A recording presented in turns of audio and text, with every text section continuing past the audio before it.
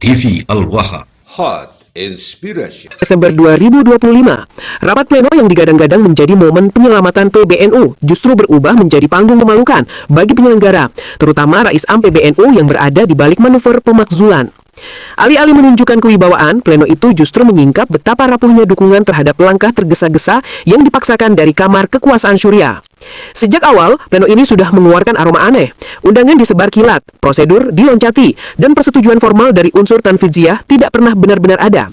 Namun Rais Am tetap mendorong agar rapat tetap jalan, seolah restu sepihaknya cukup untuk mengesampingkan ADART dan tradisi musyawarah yang selama ini menjadi ruh PBNU. Kesan yang muncul jelas, ini bukan forum organisasi, tapi operasi politik berkedok rapat resmi. Ketika malam itu tiba, gedung megah yang disewa penyelenggara justru dipenuhi kursi-kursi kosong. Dari 216 anggota pleno, hanya 58 yang datang, angka yang bahkan tidak melewati seperempat total undangan. Kegagalan quorum itu bukan sekedar teknis, tetapi pukulan telak terhadap legitimasi mereka yang memaksakan rapat. Mayoritas pengurus memilih tidak hadir bukan karena alasan pribadi, melainkan bentuk penolakan halus terhadap agenda politik yang dipaksakan oleh Rais Am dan lingkarannya. Mereka lebih memilih mendengarkan dawuh para kiai sepuh, ketimbang ikut menari dalam skenario yang mencederai marwah jamiah. Sumber internal menyebutkan bahwa Rais Am telah mendapatkan sinyal kuat bahwa mayoritas tidak akan hadir. Namun ia tetap memerintahkan pleno digelar. Keputusan itu terbukti menjadi blunder besar. Video dan foto ruangan sepi justru menjadi bumerang yang mempermalukan dirinya dan kelompok kecil yang mendorong pemakzulan. Bukan hanya rapat yang gagal, tetapi juga kewibawaan Rais Am yang runtuh di hadapan publik. Para pengurus yang absen menyampaikan alasan yang sama, rapat itu ilegal, tergesa-gesa, dan syarat kepentingan kelompok. Mereka menolak hadir karena tidak ingin mencatatkan nama sebagai bagian dari manuver yang merusak tradisi NU. Bahkan beberapa tokoh Syuriah sendiri mengakui bahwa langkah Rais Am kali ini terlalu kasar, terlalu terlihat siapa yang ingin disingkirkan, dan terlalu politis untuk dibenarkan. Nah, memang kalau orang yang bisa menggunakan akal logika sehatnya atau pikiran warasnya pasti akan menilai semacam itu, bahwa apa yang dilakukan oleh Rais Am saat ini bukanlah budaya NU, bukanlah tradisi NU, dan bukan ADART atau mekanisme daripada organisasi Nahdien.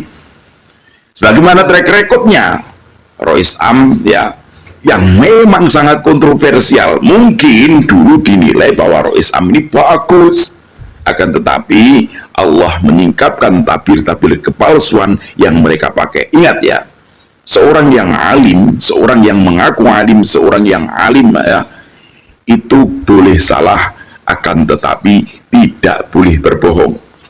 Ketika hanya untuk kepentingan kelompok kemudian memanipulasi segala bentuk dan menabrak aturan organisasi hanya untuk kepentingan mereka, kelompok mereka, maka bisa dikatakan bahwa itu adalah suatu kedustaan yang besar yang dibangun, ya, bukan serta-merta spontanitas, bukan, akan tetapi ya itu adalah kedustaan besar yang sengaja dibangun.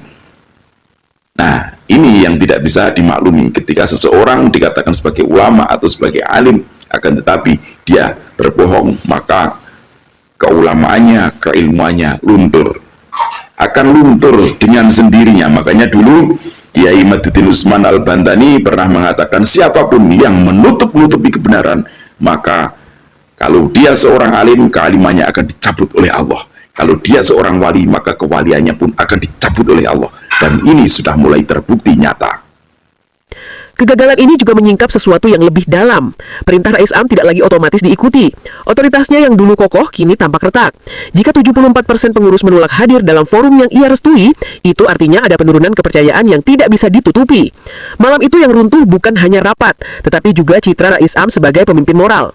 Pleno yang awalnya diproyeksikan sebagai makzul untuk menjatuhkan Gus Yahya justru berubah menjadi makzul balik bagi penyelenggaranya sendiri. Upaya menjatuhkan ketua umum justru menyingkap kelemahan internal, buruknya manajemen konflik, dan minimnya dukungan terhadap langkah Rais Am. Dan ini tidak bisa kemudian dibiarkan begitu saja. Ya untung ya warga Nahdien itu tidak ada budaya demo-demo.